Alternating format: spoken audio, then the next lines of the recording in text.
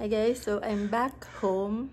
Kakauwi ko lang galing sa school ng kids because I had my first cafe con leche meeting. So it's basically coffee and cream, ganon, meeting with other parents and teachers, ganon. So parang I think the school has twice a year meetings, parang ganon, just to update the parents kung ano yung nangyayari sa school, ganon, ano yung ginagawa nila, the trainings and everything. And then, yun, ina-update lang nila yung parents kung ano yung mga events, kung saan mahahanap yung mga information, ganon. So, medyo natuwa lang ako.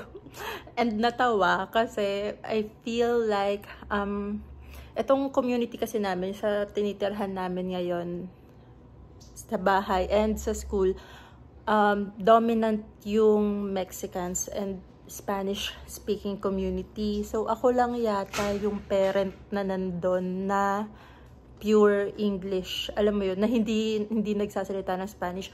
Though, merong isang parent, lolo, na nandun na na siya pag nag-a-ask siya ng questions, English naman siya. Pero I think he can still understand a little bit of Spanish. Tapos ayun, alam mo yun, parang ako lang yung mismong hindi Mexicano, parang gano'n.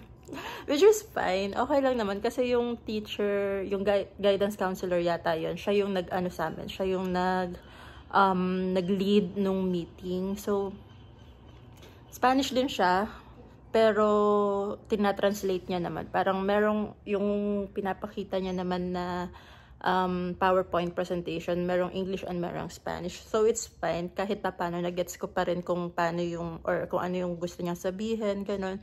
Pero nakakatuwa lang. Kasi once na nag-explain siya, syempre, na-explain niya in Spanish. And then, paminsan-minsan, tinatranslate niya naman din in English. Pero, syempre, mas dominant nga yung Spanish speaking, so mas mahaba yung explanation niya sa Spanish, gano'n. Tapos alam mo yun, feeling ko nanonood ako ng telenovela na walang subtitles, gano'n.